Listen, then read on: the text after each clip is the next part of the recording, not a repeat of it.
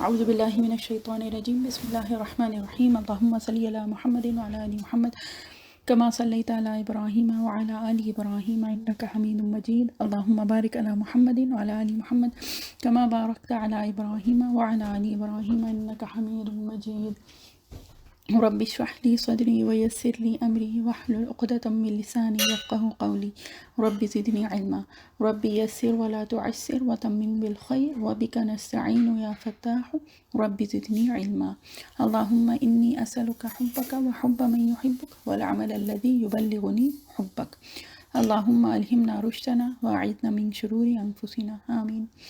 سورہ علق کی ابتدائی 5 آیات ہو چکی تھیں، اب یہ کہ اس سے آگے شروع کرنا ہے، اور شروع کی جو آیات ہیں وہ یہ کہ وہی نزول کے اعتبار سے پہلی آیات جو کہ نازل ہوئی تھیں، اور اس میں اگر دیکھیں تو یہ کہ وحی کا جو آغاز ہوا تھا وہ اللہ تعالیٰ نے کیا تھا اقرا، یعنی پڑھو، ایک حکم جو کہ اللہ تعالیٰ نے دیا تھا اپنے نبی صلی اللہ علیہ وسلم کو، اور نبی صلی اللہ علیہ وسلم کے ذریعے سے ہم لوگوں تک جو وحی کا جو آغاز ہوا ہے وہ لفظ اقرا سے ہوا ہے۔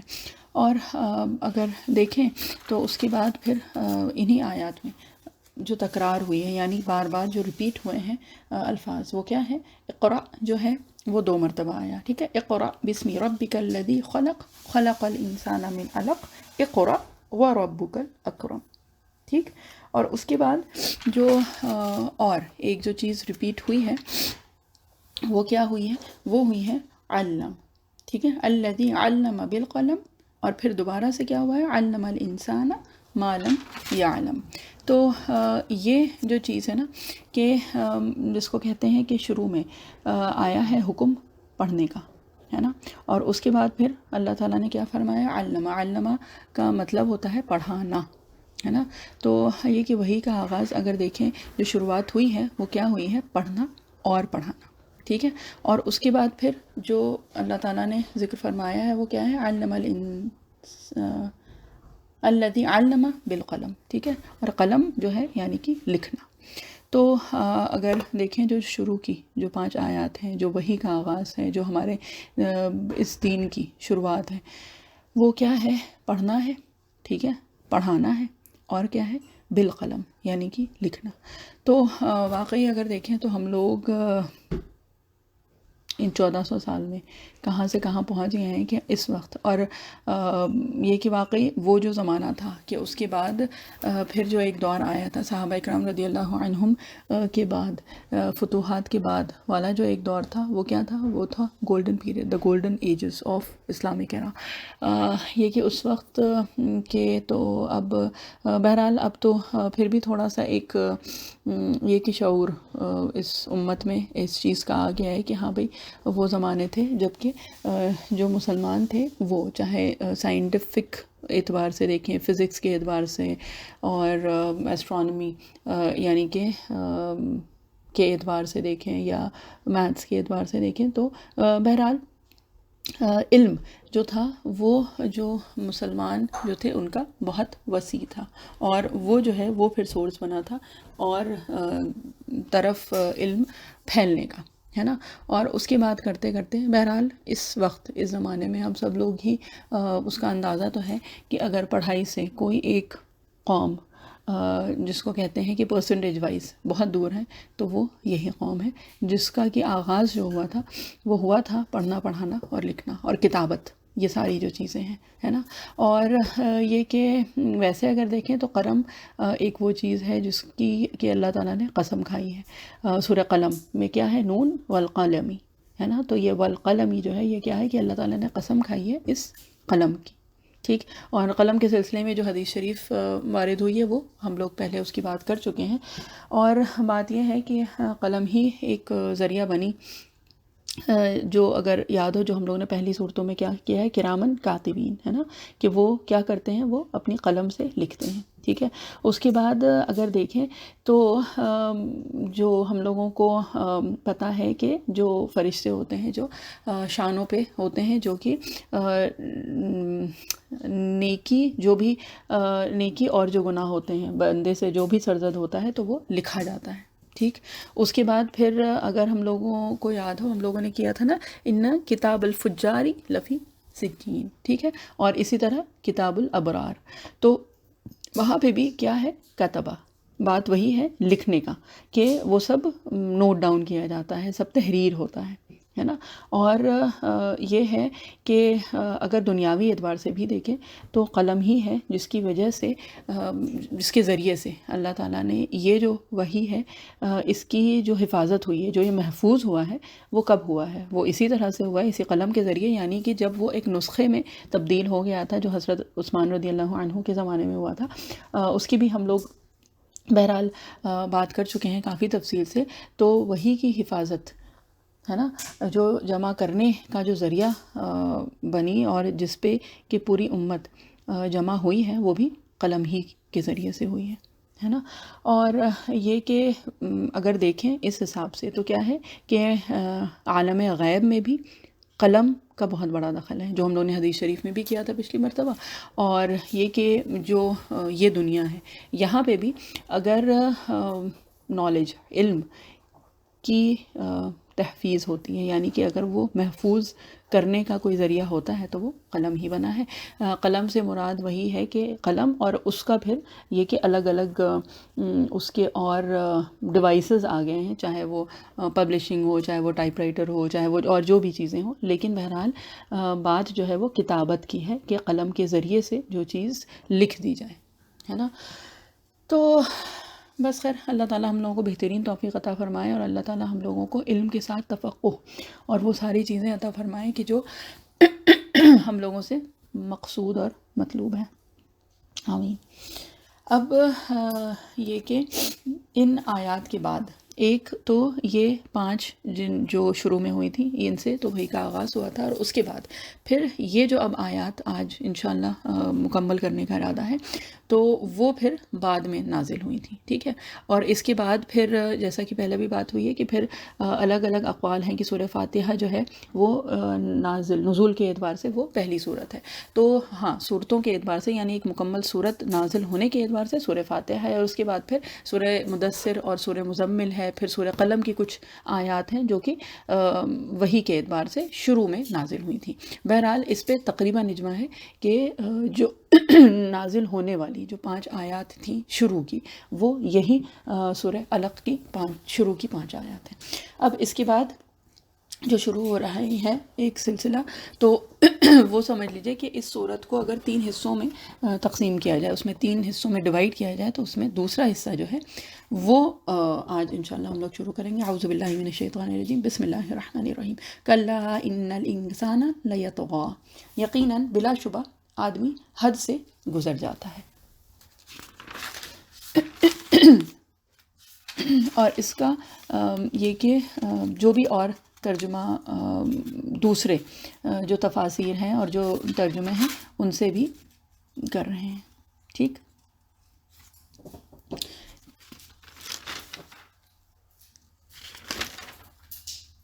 کوئی نہیں، انسان سرکشی پر آمادہ ہو ہی جاتا ہے.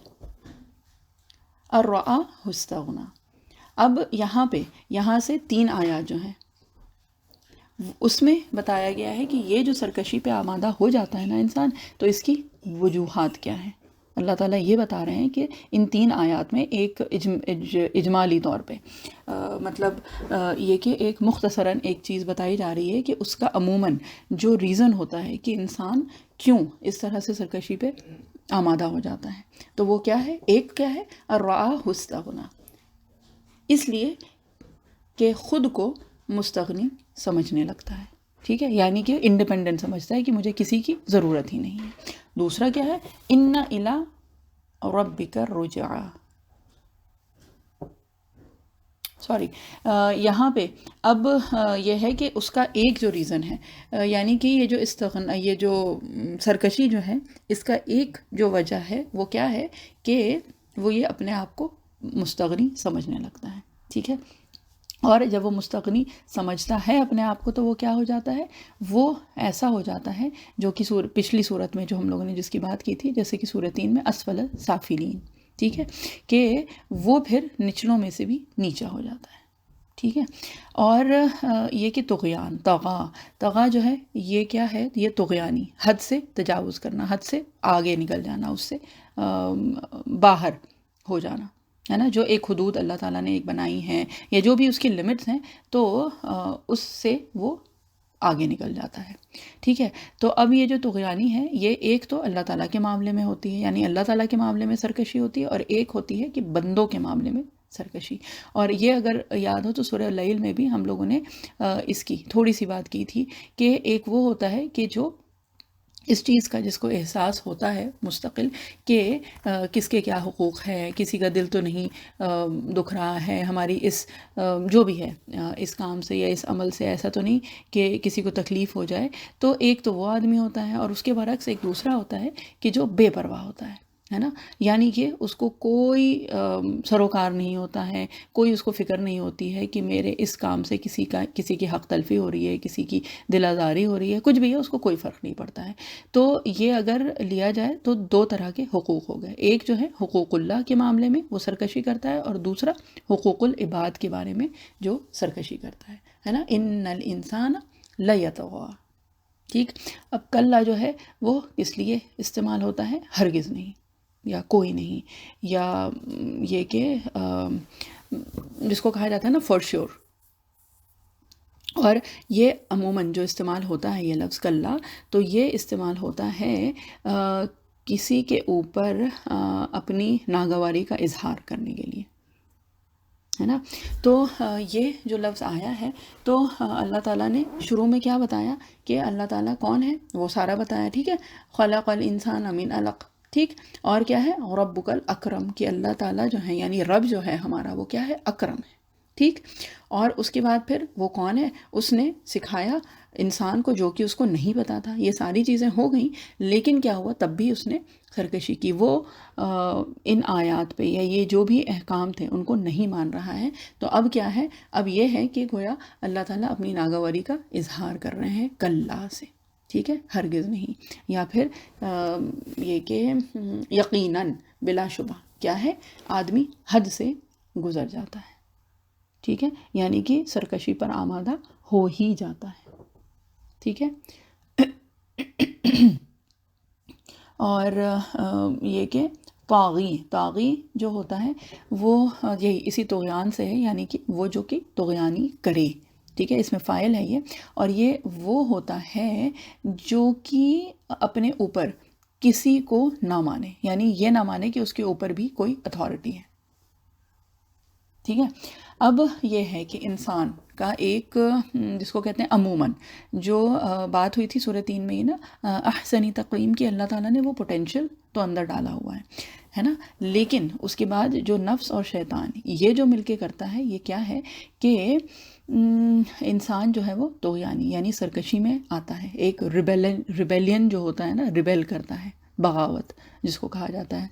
تو یہ جو ہے اس وجہ سے، کیونکہ وہ اپنے اوپر کسی کو جس کو کہتے ہیں نا اپنے اوپر کسی کو نہیں مانتا ہے، کسی کو سیٹھتا نہیں ہے. ٹھیک ہے. یعنی کہ وہ یہ نہیں چاہتا کہ اس کے اوپر کسی بھی طرح کی کوئی پابندی آئے. اور اس کو اگر لیا جائے تو آج کل جو ایک جس کو کہتے ہیں کہ فتنہ پھیلا ہوا ہے ایک فریڈم کا، ہے نا، کہ we are free to do اینی تھنگ. ٹھیک ہے.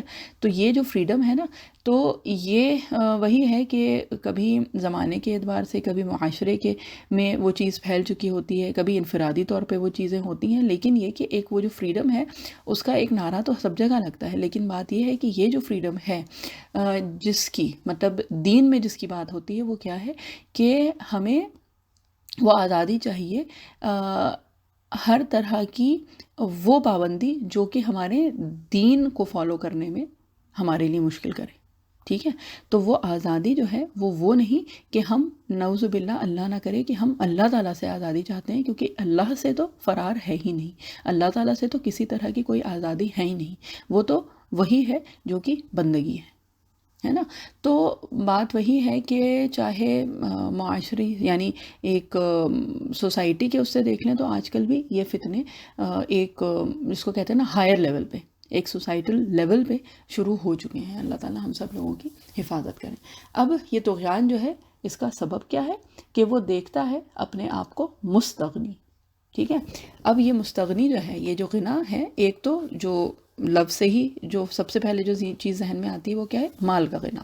اور اکثر یہ ہوتا ہے کہ آدمی کو جو سرکش کرتا ہے، سب سے پہلا جو ایک ریزن ہوتا ہے وہ کیا ہوتا ہے کہ وہ مال اس کے پاس بہت زیادہ ہوتا ہے. جب اتنا مال اور اسباب ہوتے ہیں اس کے پاس تو اس کو لگتا ہے کہ اس کو کسی کی ضرورت نہیں ہے نا. اگر کچھ کہیں سے اس کی تنگی ہوتی ہے تو بہرحال کسی بھی وجہ سے، لیکن وہ اپنی حدود میں رہتا ہے عموماً، ہے نا. اور اس کے بعد پھر ایک ہوتا ہے کہ اخلاقی حص، اس سے وہ بے پرواہی برتنے لگتا ہے نا. اور وہ اس طرح سے کہ وہی جو اس سے پہلے بات ہوئی تھی کہ جو سورہ لیل میں بھی آیا ہے کہ اس کو پھر اس چیز کی پرواہی نہیں رہتی ہے کہ اچھا ہوں تو کیوں اچھا ہوں، اس سے تمیز سے بات کروں کیوں کروں. ٹھیک ہے. یا یہ کہ اگر میں کسی کی حق تلفی کر سکتا ہوں تو ٹھیک ہے، میرے اوپر کوئی ہے کیا جو مجھے روک سکے، ہے نا. تو وہی ہے کہ جو اخلاقی جو حص ہے اس سے اگر بے پرواہ ہو گیا تو پھر کیا ہے کہ وہ محروم ہو جاتا ہے پھر، ہے نا. اور ایک حدیث شریف کا مفہوم ہے نا کہ جو دل کی نرمی سے محروم ہوا تو کیا ہے کہ وہ کل خیر سے محروم ہو گیا. تو دل نرم ہونا اپنے آپ میں ایک بہت بڑی نعمت ہے. اور یہ جو استغنا ہے یہ دونوں طرح سے ہو گیا، مال کا بھی اور اخلاق کا بھی. ٹھیک ہے.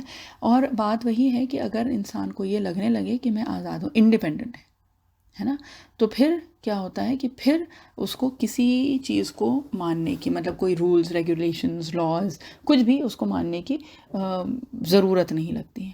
اور اس کو لگتا ہے کہ وہ سب سے اوپر ہے، اس کے اوپر کوئی نہیں ہے، اس کو کسی کو جواب نہیں دینا ہے، کوئی جواب دہی اس سے کر ہی نہیں سکتا ہے. اور پھر وہ اس کے جو جی میں آئے وہ کرے، ہے نا. اب یہ ہے کہ یہ جو جس کو کہتے ہیں نا پابندیاں ہوتی ہیں، ہے نا. تو ایک تو ہوتا ہے جو پابندیاں جو دنیا میں بھی رہ کے ہم سب لوگ الگ الگ جگہ پہ جہاں پہ بھی رہتے ہیں تو وہاں پہ کچھ رولز ریگولیشنز کچھ لاز ہوتے ہیں. ٹھیک ہے. اب ایک ہوتے ہیں فزیکل لاز اور ایک ہوتے ہیں مورل لاز. اب فزیکل جیسے کہ فزیکل وہ ہوتے ہیں، ویسے بھی فزیکل وہی ہوتا ہے جو کہ دکھائی دے، ہے نا.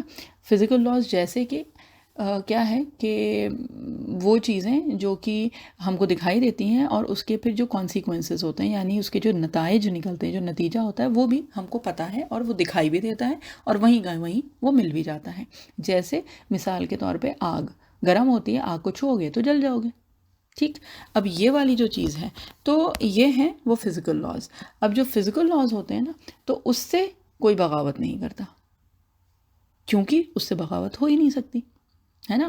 اب آگ ہے تو اس میں کوئی ہاتھ نہیں ڈالے گا کہ ارے اس کی ہمت ہے مجھے جلا دے، نہیں، کیونکہ اس کا جو نتیجہ ہوتا ہے وہ سامنے ہوتا ہے نا. یعنی وہ دکھتا ہے اور وہ محسوس ہوتا ہے وہیں کا وہیں ایٹ دیٹ مومنٹ، یا ایٹ دیٹ مومنٹ کبھی نہیں ہوتا ہے تو کچھ دیر بعد ہوتا ہے. لیکن بہرحال کیونکہ نتیجہ سب نے اپنی آنکھوں سے دیکھا ہوا ہے، مشاہدہ کیا ہوا ہے، تو اس پہ پھر یقین بھی ویسا ہی ہوتا ہے.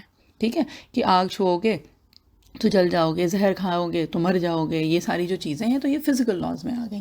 اب اسی میں ہی پھر ایک وہ بھی ہوتا ہے کہ جس جگہ پہ بھی آپ ہیں تو وہاں کے جو بھی لاز ہوتے ہیں کہ اگر یہ ہے جو بھی ہے کہ چوری کی اور اگر وہ پکڑی گئی تو کیا ہوگا کہ پھر جیل ہوگی، پھر یہ ہوگا وہ ہوگا، جو کچھ بھی ہے یہ ساری جو ہیں یہ فزیکل لاز میں آ جاتے ہیں. ٹھیک ہے. اسی طرح فزیکل لاز جو گریوٹی ہے، ٹھیک ہے. تو اب اس میں یہ نہیں ہے کہ کوئی آدمی اوپر سے کود جائے، جو بھی ہے 20 منزل اوپر سے کود جائے اور کہہ رہے کہ اچھا گریوٹی کی ہمت ہے کہ مجھے نیچے گرائے. نہیں، یہ تو فزیکل لاز ہیں، اس سے تو کوئی بغاوت کر ہی نہیں سکتا ہے کیونکہ یہ سامنے ہے اور اس کا سب مشاہدہ کرتے ہیں اپنی آنکھوں سے. اب بات جو آتی ہے وہ آتی ہے جو مورل لاز جو ہوتے ہیں ان کی. ٹھیک ہے. مورل لاز کیا ہوتے ہیں؟ The laws which are within, ایک انسان کے اندر جو ہوتے ہیں مورلز جو ہوتے ہیں. ٹھیک ہے. تو وہ دل میں ہوتے ہیں، ہے نا. تو اب جو ایشوز ہوتے ہیں وہ اس میں ہوتے ہیں، اس وجہ سے کیونکہ اس کے جو کانسیکوینسز ہیں، اس کے جو نتائج ہیں وہ کسی کو دکھائی نہیں دیتے ہیں، ہے نا. تو اس میں پھر سرکشی ہوتی ہے. ٹھیک. اب وہ مثال کے طور پہ ایسا نہیں ہے کہ آپ نے جھوٹ بولا. اگر پکڑے گئے تو بات الگ ہے، اگر نہیں پکڑے گئے کہ کسی کو پتہ ہی نہیں ہے تو پھر ایسا تو ہے نہیں کہ زبان آپ کی جل گئی یا زبان پہ چھالے پڑ گئے اور کچھ ہو گیا اور آپ بس وہیں ختم ہو گئے. اگر آپ نے چوری کی تو ایسا تو ہے نہیں کہ جن ہاتھوں سے آپ نے کیا ہے وہ ہاتھ ختم ہو گئے یا وہ شل ہو گئے، کچھ بھی نہیں ہوتا ہے نا. تو بات یہ ہے کہ اگر پکڑے گئے تو بات الگ ہے، اگر نہیں پکڑے گئے تو جو مورل لاز ہیں، جو دل کے اندر کی جو باطنی جو چیزیں ہیں وہ تو پھر دل میں ہی رہیں، وہ تو اس کا کوئی بظاہر کوئی اس کا نتیجہ نکلتا یا دکھتا نہیں ہے. ٹھیک ہے. تو ہم لوگ جو عموماً جو انسان جو ہوتا ہے وہ کیا کرتا ہے، اس کو یہ لگتا ہے کہ وہ آزاد ہے یہ سب چیزیں کرنے میں. ٹھیک ہے. اس لیے کیونکہ اس کا جو بھی جزا اور سزا ہے وہ اس کو دکھائی نہیں دیتی ہے نا، جس کو کہا جاتا ہے نا کہ اس کا پھر خامیازہ بھگتنا نہیں پڑتا ہے اس دنیا میں. وہ تو پھر ایک وہی چیز ہوتی ہے کہ ٹھیک ہے جب ہوگا جب دیکھا جائے گا، ہے نا. اب جو سمجھنے والی بات ہے اور اس صورت کے تحت ہی یہ سمجھنے والی بات ہے، اور تفصیل کے اعتبار سے اور تفسیر کے اعتبار سے یہ بہت طویل ہے. مطلب اس میں گہرائی اتنی ہے کہ اگر اس کی بات کریں گے ہم لوگ تو گھنٹوں نکل جائیں گے. لیکن اس کی جو ایک ڈیپتھ ہے اس سورہ اور جز امہ کی صورتوں کی ایک ہی خاصیت ہے، اور اسی وجہ سے عموماً جب حفظ میں بھی ہوتی ہے تو وہ تو خیر تجوید کی وجہ سے کہ تجوید کے احکام جز امہ میں یعنی 30واں جو جز ہے اس میں بہت آتے ہیں اور بہت کلیئر آتے ہیں. اس کے بعد پھر ظاہر سی بات ہے انذار آخرت ہے، اور اس کے علاوہ جو آخر کی اب یہ جو کچھ چند صورتیں شروع ہو رہی ہیں جو ہم لوگوں نے کچھ دنوں سے جو شروع کی ہیں، تو اس میں کیا ہے کہ بظاہر الفاظ بہت آسان اور اس میں گہرائی اتنی ہی زیادہ ہے نا. تو بات ہو رہی تھی فزیکل لاز اور مورل لاز کی. ٹھیک ہے. تو یہ کہ جو سمجھنے والی بات ہے وہ یہ ہے کہ جس رب نے جس نے یہ فزیکل لاز بنائے ہیں نا، یہ گریوٹی ہے، یہ آگ ہے، یہ زہر ہے، ان کا جو اثر ہے، یہ سارے اسی رب نے یہ مورل لاز بھی بنائے ہیں. جو رب یہ فزیکل لاز کی نتیجے ہم کو آنکھوں دکھا دیتا ہے اسی وقت اسی لمحے یا کچھ لمحے بعد، لیکن بہرحال دکھ جاتے ہیں، تو اسی رب نے ہمیں ان مورل لاز کے بھی نتیجے بتائے ہیں، ہے نا. اور بات بس یہی ہے کہ ہم لوگ وہ کتنا سچ مانتے ہیں، وہ ویسا سچ مانتے ہیں جیسا کہ ہم مشاہدہ کرتے ہیں، یا اس کو اسی طرح سے وہ کرتے ہیں کہ ہاں جب ہوگا تو دیکھا جائے گا، یا کہیں دل میں کہیں نہ کہیں تو کچھ کمی تو ہے اس سچائی کو ماننے میں، جس کی وجہ سے ہم لوگ بہت آرام سے جھوٹ بول دیتے ہیں، بہت آرام سے وہ چیزیں کرتے ہیں جو کہ حرام کہی گئی ہیں، ہے نا. اور اب اس کی تفصیل میں جانے کی ضرورت نہیں ہے کہ کیا چیز حرام کہی ہے اللہ تعالیٰ نے اور کیا نہیں کہی ہے، اور اس کا نتیجہ جو ہے وہ کیا بتایا ہے نبی کریم صلی اللہ علیہ وسلم نے. اللہ تعالیٰ کے ذریعے سے اللہ تعالیٰ نے ہم کو بتایا نبی کریم صلی اللہ علیہ وسلم کے ذریعے سے، اور اس کے جو بھی نتائج بتائے ہیں، ہے نا. تو اگر ہم وہ کرتے ہیں تو پھر کہیں نہ کہیں تو کچھ کمزوری، کچھ ضعف تو آیا ہے ہمارے اندر اس چیز کو سچا ماننے میں، ہے نا. تو بات یہ ہے کہ اب اس کا علاج کیا ہے. ٹھیک ہے. یہ جو الراہ استغنا کہ وہ مان رہا ہے کہ اس کے اوپر کوئی ہے ہی نہیں. ٹھیک ہے. تو اب اس کا علاج کیا ہے. اب اس کا علاج جو ہے جو فزیکل لاز ہیں تو اس کا علاج تو جو بھی رولز اور ریگولیشنز اور لاز آف دا لینڈ جو کہلاتا ہے نا، یعنی کہ قانونی اعتبار سے کیا چیز جائز ہے کیا چیز ناجائز ہے، آپ کو یہ نہیں کر سکتے آپ، یا وہ ہے. اور دوسرا جو مورل لاز ہے اس کے لیے کیا ہے، اس کے لیے ہے جو اگلی آیت جو آ رہی ہے وہ، یعنی آیت نمبر 8. وہ کیا ہے، ان الی ربک الرجعی، بے شک اپنے رب کے پاس تجھے واپس جانا ہے. ٹھیک ہے. یقیناً تیرے رب کی طرف لوٹ کر جانا ہے. ٹھیک ہے. اب یہ کیا ہے کہ انسان اپنے آپ کو مستغنی سمجھ رہا تھا نا، یعنی کہ کوئی پکڑ نہیں ہے، کوئی پوچھنے والا نہیں ہے. تو پھر اب یہ آیت جو ہے نا، یہ دنیا جو ہے یہ عالم امتحان ہے. ٹھیک ہے. تو اللہ تعالیٰ نے چوائس دی ہے ہم کو، یہ کرنا ہے کرو، نہیں کرنا ہے نہ کرو. ایک چوائس تو اللہ تعالیٰ نے ہم کو دی ہے نا. تو اب اس چیز کو جس کو کہتے ہیں نا ان چیک رکھنے کے لیے کیا ہے یہ جو ہے نا آیت، ان الی ربک الرجعی، کہ یقیناً تیرے رب کی طرف لوٹ کر جانا ہے، یا پھر بے شک اپنے رب کے پاس تجھے واپس جانا ہے. ٹھیک ہے. اب ایمان بالآخرت اگر دل میں پیدا ہو جائے تو پھر کیا ہوتا ہے کہ اندر سے ایک بریک لگ جاتا ہے. ٹھیک ہے. اگر عقیدہ جو ہے ہم لوگوں کا جو عقائد ہیں بیسک عقائد، اس میں کیا آتا ہے، بیسک عقائد میں ایک جو بہت جس کو کہتے ہیں کہ ضروری اور اہم ترین چیز ہے، وہ کیا ہے، عقیدہ آخرت ہے نا. اور وہ وہی ہے کہ جواب دہی ہوگی، آخرت کی زندگی ہے جہاں جزا اور سزا ملے گی. ٹھیک. اور وہ کیا ہے کہ تمہیں ہر چیز کا جواب دینا پڑے گا. اب یہاں پہ ایک جو چیز یہاں سے ہی اس کی ہی تفسیر میں آتی ہے، وہ بس ایک ہلکا سا ہی ٹچ کریں گے، اس کی گہرائی میں جا نہیں پائیں گے ہم لوگ. تو بہرحال وہ کیا ہے کہ عقیدہ آخرت کے علاوہ ایک اور چیز ہے جو کہ اندر سے ایک بریک لگاتی ہے، یعنی کہ جو مورل لاز جو ہیں ہمارے اندر ہے نا، ان کو سنبھال کے رکھتی ہے. اور وہ جو ہے وہ ہے معرفت رب. ٹھیک ہے. محبت خداوندی جو ہے نا، وہ ایسی ہے کہ اگر لوگوں کو وہ مل جائے تو وہ ایک ایسی چیز ہے جو کہ انسان کو ہر برے کام سے روک لیتی ہے. اگر اللہ تعالیٰ کی محبت ہے دل میں نا، تو پھر انسان وہ کام کر ہی نہیں سکتا ہے جو کہ اس کو پتہ ہے کہ اللہ تعالیٰ کو ناپسند تو چھوڑ دیں، اگر ناگوار بھی ہے نا تھوڑا سا بھی، تو وہ بھی انسان نہیں کرتا ہے. اور اس کی مثال جو ہے وہ کیا ہے کہ ہم کوئی کچھ بھی کام کر رہے ہیں، غلط کام، ٹھیک ہے، کوئی بدتمیزی ہے، کوئی برا کام ہے، کوئی برا عمل ہے، کوئی بد عمل ہے، کچھ بھی ہے.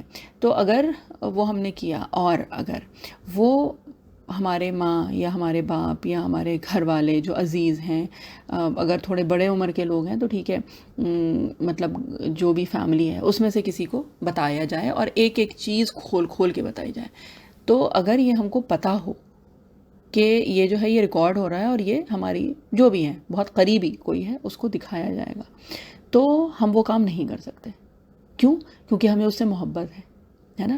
اس محبت کے تحت ہم وہ کام نہیں کریں گے کہ اگر اس کو پتہ چلے گا تو اس کو افسوس ہوگا، اس کو تکلیف ہوگی، یا پھر کتنی شرمندگی ہوگی ہم کو، یا پھر اس کو یہ دیکھنے میں اور یہ پتہ کرنے میں اور یہ سننے میں کہ جو تمہارا اتنا قریبی تھا اس نے یہ حرکت کی. نہیں کریں گے نا ہم وہ کام. تو بات وہی ہے کہ اگر اللہ تعالیٰ کی محبت، اللہ تعالیٰ سے اس قدر محبت ہو تو پھر آدمی وہ کام نہیں کرتا. ٹھیک ہے. لیکن یہ جو معرفت رب ہے یہ بہت کم لوگوں کو حاصل ہوتی ہے، یہ بہت کم لوگ ہیں. ٹھیک ہے. جبکہ یہ زیادہ مؤثر چیز ہے، اور اللہ تعالیٰ ہم سب لوگوں کو وہ معرفت رب عطا کریں، عافیت کے ساتھ عطا کریں کہ ہم اللہ تعالیٰ کی محبت میں پھر گناہوں کو چھوڑ دیں. اللہ تعالیٰ کی محبت میں ہم وہ چیزیں چھوڑ دیں جو اللہ تعالیٰ کو نہیں پسند ہیں، یا اللہ تعالیٰ کو ناگوار ہیں، یا اللہ تعالیٰ کو جو جس کو کہتے ہیں نا کہ ہلکا سا بھی ایک وہ ہے کہ مکروہ ہے. حلال اور حرام کی تو بات ہی نہیں ہو رہی ہے، صرف یہ کہ کراہیت کے ساتھ، ٹھیک ہے اجازت ہے لیکن کراہیت کے ساتھ، تو اللہ تعالیٰ ہم کو اپنی محبت میں وہ چیزیں بھی چھوڑنے کی عافیت کے ساتھ بہترین توفیق عطا فرمائے. آمین. تو بات یہ ہے کہ یہ جو معرفت رب ہے نا، یہ زیادہ مؤثر ایک چیز ہے. ٹھیک ہے. لیکن جو عموماً جو ایک جنرل میجورٹی جس پہ کام کرتی ہے نا، وہ ہے انذار آخرت. یعنی وہ جب ڈرایا جاتا ہے نا جہنم کی آگ سے، ٹھیک ہے، اور یہ کہ اس کے برعکس جب جنت دکھائی جاتی ہے تو پھر عموماً اکثریت کو جو ہے وہ چیز سمجھ میں آتی ہے نا. ٹھیک ہے. تو بات یہ ہے کہ اگر اللہ تعالیٰ سے وہ محبت ہو جائے اور وہ شرمندگی کا احساس ہونے لگے، یعنی کہ اپنے آپ کو آدمی اس چیز میں تصور کر سکے کہ ہمیں اللہ تعالیٰ کے سامنے کھڑا ہونا ہے، اور اللہ تعالیٰ سے وہ شدید محبت ہو کہ اللہ تعالیٰ کے سامنے کھڑے ہونے سے ہمیں ڈر لگے، اور یہ کہ وہ جواب دہی ہونے سے ہم کو شرمندگی کا ایک احساس ہو، جو ہم لوگوں نے سورہ نازیات میں کی تھی نا، کہ یہ نا کہ جس نے اپنے رب کے سامنے کھڑے ہونے سے خوف کیا، من خاف مقام ربہ ونہى النفس عن الہوى، کہ وہ جس کو خوف آتا ہے اپنے رب کے سامنے کھڑے ہونے سے، اور اس کی وجہ سے اس نے کیا کیا، اپنے نفس کو ہوا یعنی جو بھی منکرات تھے ان سب سے روکا، اپنے آپ کو روکے رکھا اس نے، ہے نا، اپنے نفس کو اس نے روکا. تو بات وہی ہے. بہرحال یہ کہ عمومی طور پہ جو زیادہ تر جو کام آتی ہے وہ کیا ہے، انذار آخرت. یعنی جب آخرت کی کا ڈر، جب ڈر دلایا جاتا ہے تو پھر کام آتا ہے وہ، ٹھیک ہے. اور وہ کیا ہے؟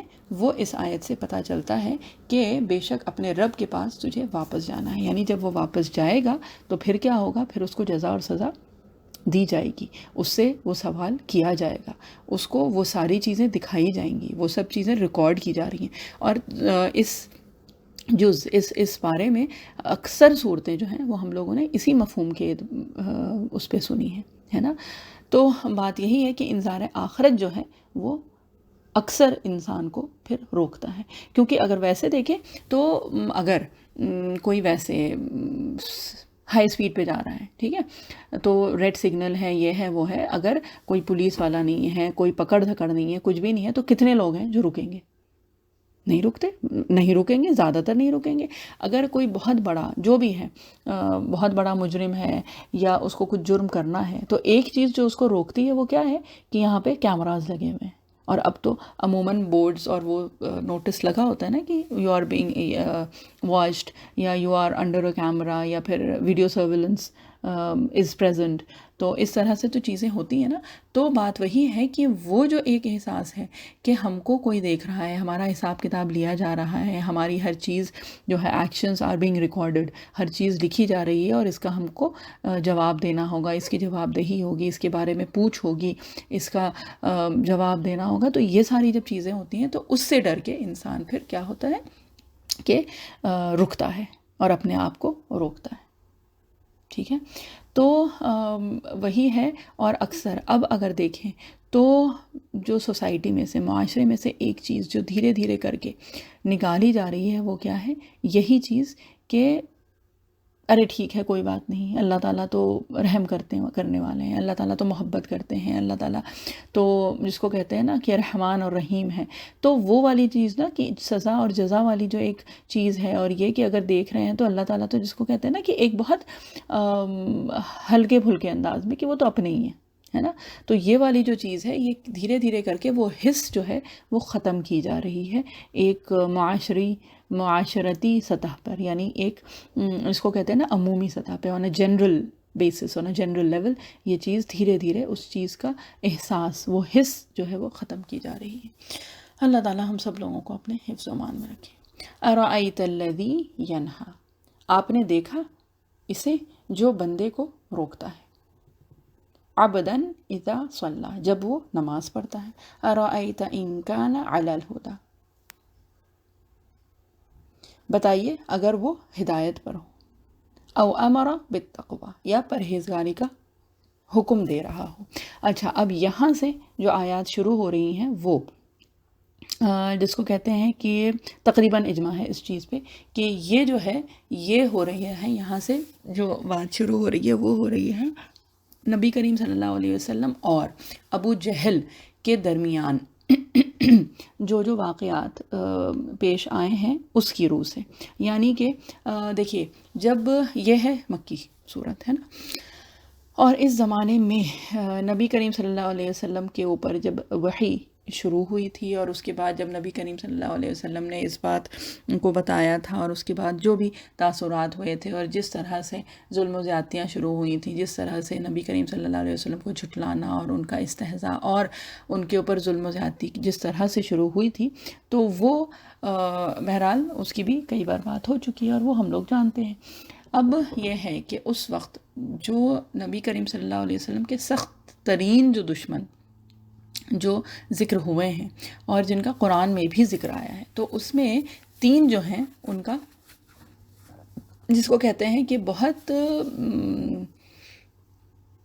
جس کو صراحتاً ذکر آیا ہے. ٹھیک ہے، تو ان میں سے ایک جو ہے سب سے بڑا وہ کیا ہے؟ ابو لہب کہ اللہ تعالیٰ نے ایک پوری صورت اس پہ نازل کر دی. ٹھیک ہے، تو مردوں میں ابو لہب اور عورتوں میں اس کی بیوی ام جمیل.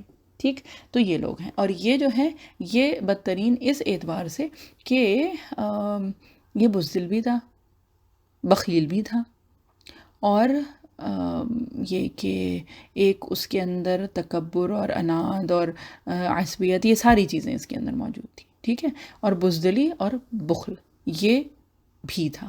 ٹھیک، اب اس کے بعد اور دوسرے اینڈ پہ یعنی کہ ابو جہل جو ہے، تو ابو جہل میں ایک جو چیز آتی ہے وہ یہ ہے کہ وہ بزدل نہیں تھا، ٹھیک ہے، اور جہاں تک بخل کی بات ہے تو وہ اتنا بخیل بھی نہیں تھا جیسا کہ ابو لہب، کہ یہ جو ہے یہ اپنے اس کے لیے، یعنی کہ جو ایک عصبیت کی بنا پہ جو خرچ کرنا ہوتا تھا تو وہ ابو جہل کرتا تھا، ٹھیک ہے. اور جہاں تک بزدلی کی بات ہے تو یہ بزدل نہیں، یہ بہادر تھا، اس لیے کہ غزوہ بدر میں اس نے حصہ لیا تھا. جب غزوہ بدر کا جب وہ آیا تھا اور سب لوگوں کو جب حصہ لینا تھا تو اس میں ابو لہب نے حصہ نہیں لیا تھا بزدلی کی وجہ سے. اپنی جگہ پہ اس نے 2 لوگ بھیج دیے تھے، ٹھیک ہے، 2 اپنے غلاموں کو اس نے بھیج دیا تھا جس کو کہتے ہیں اپنے بہاف پہ، لیکن وہ خود نہیں گیا تھا، جبکہ ابو جہل خود گیا تھا اور اس نے اپنی گردن بھی کٹوائی غزوہ بدر میں، ہے نا. تو یہ کہ بزدل نہیں تھا وہ، اور ابو لہب بزدل، اور پھر ابو لہب بخیل تھا اور یہ بخیل بھی نہیں تھا. اور ان کے بیچ کا ایک درمیانی جو ایک وہ تھا جو کہ بہت بڑا ایک اسٹریٹجسٹ بھی تھا، وہ تھا ولید بن مغیرہ، جس کا ذکر کہ اس میں سورہ مدثر کی چند آیات میں بھی آیا ہے، اور اس کے علاوہ کہا جاتا ہے کہ سورہ نور کی چند آیات بھی اسی کے ہی سلسلے میں، اس کے ضمن میں نازل ہوئی تھی، ہے نا، اس کے ہی متعلق. تو یہ کی بات وہی یہاں پہ جو ذکر ہو رہا ہے وہ ابو جہل کا ہو رہا ہے، ٹھیک ہے. تو اب وہ کیا ہے کہ ارائیتا جب آتا ہے وہ وہی ہے کہ کیا آپ نے نہیں دیکھا، اور اصل مراد جو اس سے ہے وہ کیا ہے کہ یہ دیکھنے سے خاص طور پہ یہ مراد نہیں ہے. اس کا جو مفہومی ایک ترجمہ ہوگا وہ کیا ہوگا کہ کیا آپ نے سوچا، یا ذرا سوچو تو، یا پھر ذرا اس پہ غور تو کرو، ہے نا. اور اس طرح کے جو الفاظ ہوتے ہیں نا کہ ذرا سوچو تو، یا یہ کہ اس پہ غور و فکر کرو، تھوڑا تدبر کرو، تھوڑا اس بات کو سمجھو، ٹھیک ہے. ذرا سوچو تو جو روک رہا ہے ایک بندے کو، ٹھیک ہے، جب کہ وہ نماز پڑھ رہا ہے، ٹھیک.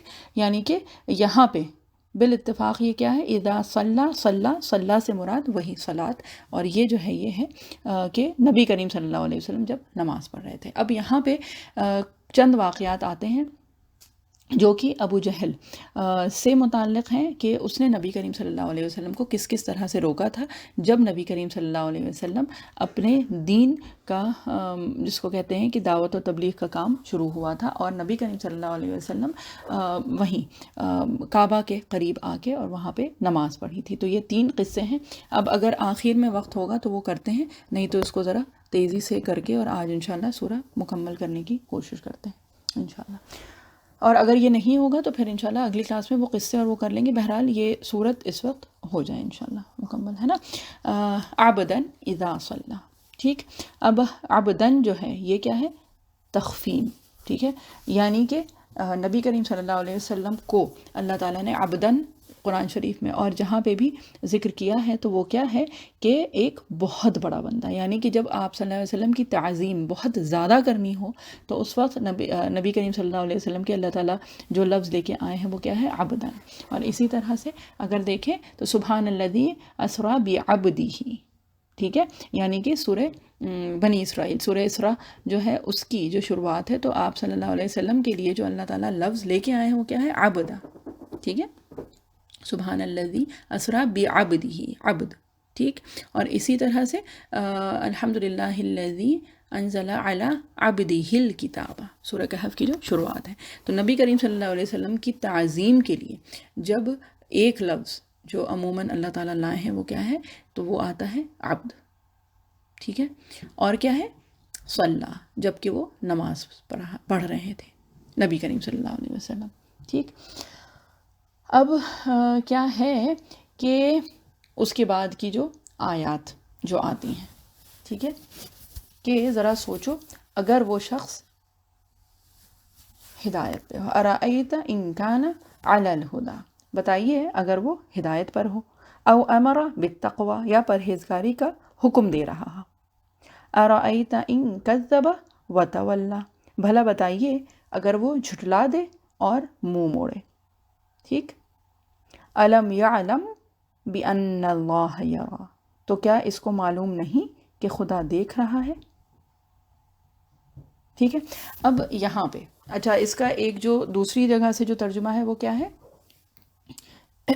ذرا سوچو، اگر وہ شخص ہدایت پر ہو یا اگر ہو وہ تقوی کا حکم دینے والا، اگر اس نے جھٹلایا ہے اور پیٹھ موڑ لی ہے، تولا جو ہے پیٹھ موڑنا یا منہ موڑ لینا، ٹھیک ہے، کیا وہ نہیں جانتا کہ اللہ دیکھ رہا ہے؟ ٹھیک. اب یہاں پہ یہ کہ دو طرح سے اس کی تفسیر ہوئی ہے، جس میں کہ جو جمہور کا جو قول ہے اسی پہ ہی ہم لوگ انشاءاللہ چلیں گے. ٹھیک ہے. اور وہ یہ ہے کہ یہ بات ہو رہی ہے ابو جہل کی. ٹھیک ہے. نبی کریم صلی اللہ علیہ وسلم سے بات ہو رہی ہے ابو جہل کے سلسلے میں، کہ اگر یہ جو ہے یعنی کہ یہ ابو جہل جو ہے اگر یہ ایمان لے آتا، اگر یہ ہدایت پہ ہوتا، ٹھیک ہے، یا پرہیزگاری کا حکم دے رہا ہوتا تو کیا بات ہوتی. ٹھیک ہے. اور اس کی تائید ہوتی ہے ایک حدیث شریف ہے جس میں کہ نبی کریم صلی اللہ علیہ وسلم نے دعا مانگی تھی، اور اس دعا میں نبی کریم صلی اللہ علیہ وسلم نے اللہ سے دعا کی تھی، اور اس دعا میں دو لوگوں کا ذکر ہوا تھا.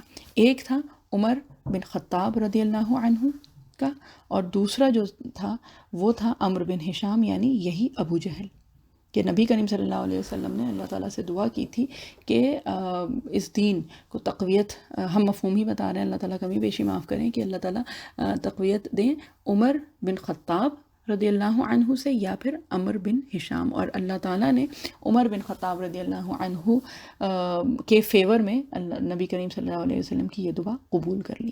یعنی کہ ابو جہل میں بھی وہ پوٹینشل تھا، اگر وہ ہدایت پہ آ جاتا، اگر وہ تقوی کا حکم دیتا تو پھر کیا ہوتا. مطلب یعنی کہ اس کے اندر پوٹینشل تھا. جو بات اس سے پہلے والی صورت میں ہوئی تھی نا، احسنی تقویم، تو احسنی تقویم پہ تو اللہ تعالیٰ نے ہر انسان کو اللہ تعالیٰ نے احسنی تقویم پہ پیدا کیا ہے. وہ پوٹینشل تو اس نے اللہ تعالیٰ نے ڈالا ہے، لیکن کیا ہے پھر، لیکن اس نے کیا کیا، کذب و تولا، اس نے جھٹلایا اور منہ موڑ لیا. ٹھیک ہے. یعنی کہ اگر وہ نہ جھٹلاتا اپنی انا کی وجہ سے، اور اپنی جو ایک جس کو کہتے ہیں تکبر کی وجہ سے، اور وہ جو ساری جو چیزیں تھیں، اگر اس کی وجہ سے یہ منہ موڑ نہیں لیتا تو یہ کیا ہوتا ہے نا. یعنی کہ وہ بھی بہت اچھا ہو سکتا تھا، اس کے اندر بھی وہ پوٹینشل تھا. ٹھیک ہے. اور کیونکہ اس نے منہ موڑ لیا اور وہ سب کچھ کیا، تو پھر کیا ہے، الم یعلم بأن اللہ یرا، تو کیا اس کو معلوم نہیں کہ خدا دیکھ رہا ہے. ٹھیک ہے. تو کیا وہ نہیں جانتا کہ اللہ دیکھ رہا ہے، یعنی کہ اللہ سے وہ پوشیدہ تو نہیں ہے. ٹھیک. اور کسی بھی طرح سے دیکھیے، ابو جہل جو تھا وہ پہلے یعنی کہ نبی کریم صلی اللہ علیہ وسلم کی نبوت سے پہلے اس کو کہا جاتا تھا ابو الحکم، یعنی دا فادر آف وزڈم. ٹھیک ہے، حکمت. اور اس کے بعد جب اس نے اس نبی کریم صلی اللہ علیہ وسلم کے پیغام کو جب اس نے جھٹلایا، اس کی تکذیب کی اور جو بھی ہو گیا، تو وہ ابو الحکم سے کیا کہلانے جانے لگا، ابو جہل، ہے نا، یعنی جہالت کے اعتبار سے. ٹھیک. جبکہ اصل میں ایسا نہیں تھا کہ وہ جاہل تھا، وہ عالم بھی تھا. عالم مطلب بہت بڑا علم والا تھا، علم تھا اس کے پاس. اور ایسا نہیں ہے کہ کبھی اس نے یہ وہ کیا ہو کہ نبی کریم صلی اللہ علیہ وسلم نعوذ باللہ جھوٹ بول رہے ہیں، اس نے یہ بھی کبھی نہیں کہا. بلکہ سیرت مبارکہ سے تو بہت سارے قصے، اور وہ انشاءاللہ ہمارے خیال میں وہ آج تو نہیں ہوں گے، وہ بعد میں انشاءاللہ ہم لوگ کسی وقت کر لیں گے. وہ کیا ہے کہ اس کے پاس اس سے جب بھی پوچھا گیا، یا جب کسی نے ڈائریکٹلی اس سے پوچھا، تو اس نے کبھی بھی یہ نہیں کہا کہ آپ صلی اللہ علیہ وسلم جھوٹ بول رہے ہیں. لیکن یہ تھا اس کی ایک انا تھی، یعنی کہ ایک جس کو کہتے ہیں کہ ایگو. ٹھیک ہے، سیلف ایگو جو ہوتی ہے وہ تھی، جس کی بنا پہ وہ جھٹلاتا رہا نبی کریم صلی اللہ علیہ وسلم کو، ہے نا. اور یہ ہے کہ اس کی وجہ سے پھر کیا کیا کہ اس نے منہ موڑ لیا، پیٹھ موڑ کے، اور وہ چلا گیا. ٹھیک ہے.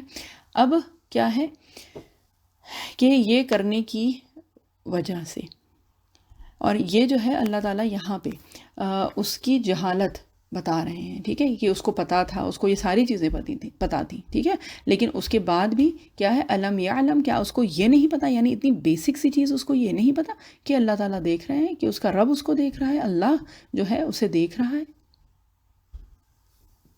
ہے نا.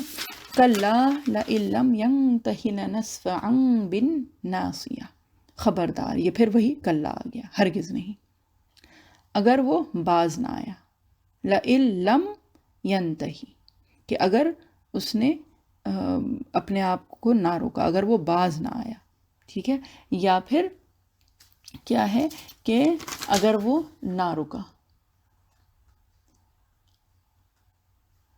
ہرگز نہیں، اگر وہ شخص باز نہ آیا تو پھر کیا ہوگا، لنسفعا بالناصیہ، تو ہم اس کی پیشانی کے بال پکڑ کر گھسیٹیں گے،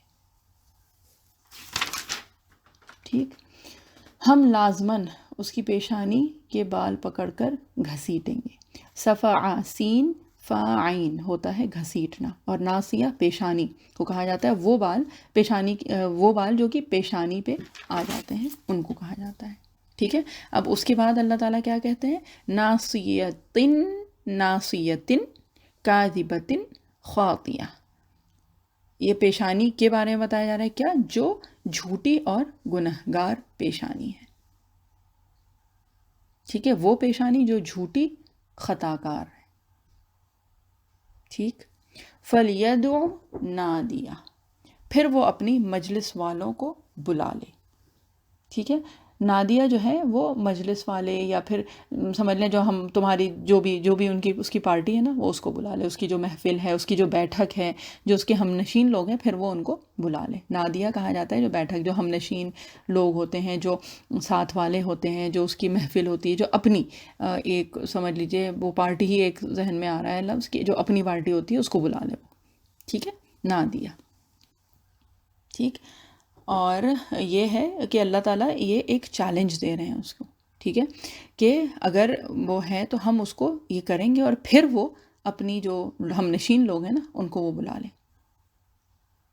سندع الزبانیہ، ہم بھی جہنم کے کارندے بلائے لیتے ہیں، ٹھیک ہے، یا ہم بھی پکار لیں گے اپنے پیادوں کو، یعنی کہ اپنے جو پیادے ہیں، جو ہمارے جو کارندے ہیں، جو ہمارے لوگ ہیں، ہم ان کو بلا لیں گے، ٹھیک ہے. اور زبنیہ جو ہے وہ کس کو کہا جاتا ہے، جو حولدار یا پھر جو دفاع کرنے والے ہیں ہمارے طرف کے، ٹھیک ہے، یا پولیس والے کہہ لیں. اور یہاں پہ مراد کیا ہے، جہنم کے فرشتے، جس سے مراد لیا گیا ہے، ٹھیک ہے. اور یہ ان کی تعداد جو بتائی جاتی ہے وہ کیا ہے، 19، ٹھیک ہے. تو اللہ تعالیٰ کیا کہہ رہے ہیں، سندع الزبانیہ، تو ہم بھی کیا کریں گے، ہم بھی جہنم کے کارندے بلا لیں گے، ٹھیک. اور یہ جو ہے، یہ ہے اللہ تعالیٰ کی طرف سے ایک چیلنج. کلا، اب پھر بات وہی آ گئی، ہرگز نہیں، لا تطیعہ، آپ اس کا کہنا نہ مانیے، واسجد واقترب، اور نماز پڑھتے رہیے اور اللہ کا قرب حاصل کرتے رہیے. اور یہ جو ہے یہاں پہ ہے سجدہ تلاوت، تو یہ آپ لوگ پھر سن کے اور سجدہ تلاوت کر لیجئے گا، ٹھیک ہے. اور جتنی بار بھی یہ بات یہ پڑھا جائے، اگر ایک مجلس میں ہی، ایک بیٹھک میں ہی آپ نے اگر یہ سنا ہے تو پھر ایک سجدہ آپ کر لیں گے اس کا، ٹھیک ہے. اور اگر الگ الگ بار بار الگ الگ جگہ پہ سن رہے ہیں تو پھر یہ کہ جتنی جگہ تبدیل ہو رہی ہے تو پھر اس حساب سے آپ سجدہ کریں گے اس پہ، ٹھیک ہے. تو یہاں پہ کیا ہے کہ اللہ تعالیٰ کیا فرما رہے ہیں کہ آپ اس کی جو بات ہے، اس کی جو بھی جو چیز ہے، نہیں اے نبی صلی اللہ علیہ وسلم، آپ اس کا کہنا نہ مانیے، ٹھیک ہے. آپ اس کو دفع کیجئے، اگنور ہم، ٹھیک ہے، سجدہ کیجئے اور قریب ہو جائیے. اور ویسے اگر دیکھیں تو کتنی آسان چیز ہے کہ واسجد واقترب، سجدہ کرو اور قریب ہو جاؤ. مطلب اگر حکم کے اعتبار سے دیکھیں تو کتنا سمپل اور کتنا اسٹریٹ فارورڈ، مطلب بالکل سیدھا، کہ اور کچھ کرنا نہیں ہے کیا ہے سجدہ کرنا ہے اور قریب ہو جانا ہے. ہم لوگ اللہ تعالیٰ کا قرب حاصل کرنا چاہتے ہیں نا، اور یہ تو حدیث شریف سے بھی بارہا پتہ چلتا ہے کہ اگر اللہ تعالیٰ کا قرب حاصل کرنا ہے تو کیا ہے سجدے سے، اس کے تھرو، ہے نا. اور یہ کہ اللہ تعالیٰ کا قرب حاصل کرنے کے لیے آسان ترین جو ایک نسخہ ہے، ایک جو طریقہ ہے، وہ کیا ہے سجدہ. ٹھیک. اب یہاں پہ اللہ تعالیٰ نے یہ نہیں کہا کہ وسجد للہ، یہ نہیں، بس کیا ہے سجدہ کرو، کیونکہ وہ at the back of the mind وہ جو ہے وہ کیا ہے، وہ سجدہ جو ہے وہ اللہ کے لیے ہی ہے نا. اور ویسے اگر دیکھیں تو کیا ہے کہ اس صورت میں شروع میں جو اس صورت کی جو شروعات ہوئی ہے وہ کیا ہوئی ہے، ایک حکم سے ہوئی ہے، اقرا پڑھو، اور اس کا جو اختتام ہوا ہے وہ بھی حکم سے ہوا ہے. کیا ہے وسجد، اسجد وقترب، کہ سجدہ کرو اور قریب ہو جاؤ، ہے نا. تو بات یہی ہے کہ اگر اس صورت کو پورے ایک اس سے دیکھیں تو کیا ہے کہ شروع میں جو پہلا حصہ جو ہے صورت کا وہ کیا ہے، علم اور تعلم اور کتابت، ہے نا، یعنی علم کے سلسلے میں. ٹھیک. اس کے بعد جو ہے کہ جب وہ علم نہیں ہے تو پھر کیا ہے، پھر ہے جہالت، اگنورنس. ٹھیک. جب وہ علم نہیں آ رہا ہے تو کیا ہو رہا ہے، کلا ان الانسان لیطغی. ٹھیک ہے. وہ کیا ہو گیا، وہ سرکش ہونے لگتا ہے. پھر وہ کس کی وجہ سے ہوتا ہے، اگنورنس کی وجہ سے. جب وہ علم نہیں ہوتا تو کیا ہوتا ہے، پھر جہالت ہوتی ہے. جب علم نہیں ہے تو جہالت ہے، جہاں روشنی نہیں ہے وہاں تو اندھیرا ہے نا. اور اس سے پھر کیا ہوتا ہے، اس سے پھر ہوتا ہے طغیان، بغاوت. ٹھیک ہے، سرکشی. ٹھیک.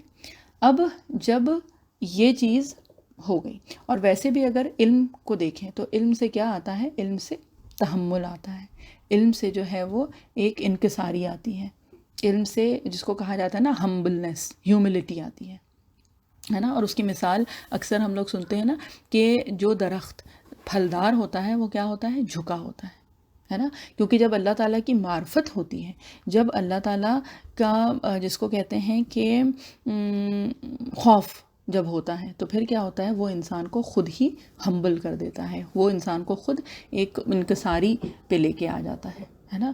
ایک جس کو کہتے ہیں کہ ڈاؤن ٹو ارتھنس جو ہوتی ہے. ٹھیک. اور سورہ فاطر جو سورہ نمبر 35 یعنی 35 ہے، اس کی آیت نمبر 28 میں کیا ہے، انما یخشی اللہ من عبادہ العلماء، کہ بے شک جو اللہ تعالیٰ سے جو ڈرنے والے جو ہیں وہ کون ہیں، علماء، جو علم والے لوگ ہے نا.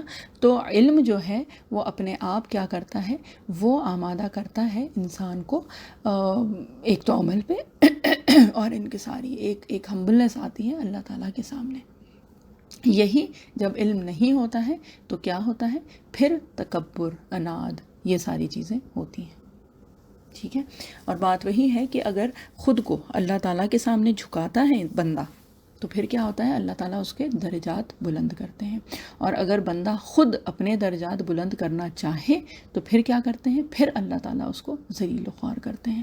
اللہ تعالیٰ ہم سب لوگوں کو صحیح علم اور صحیح فہم عطا فرمائے. اللہ تعالیٰ تفقہ فی الدین عطا فرمائے ہم سب لوگوں کو.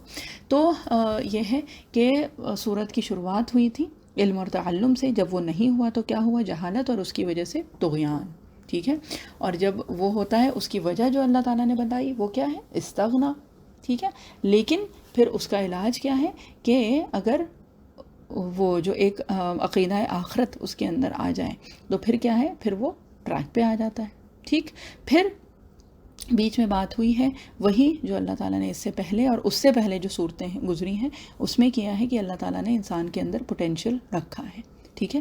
جب وہ پوٹینشیل جس کو کہتے ہیں کہ پوٹینشیل رکھا ہے اور چوائس رکھی ہے، جب وہ صحیح چوائس کرتا ہے تو کیا ہوتا ہے، وہ بہترین ہو جاتا ہے.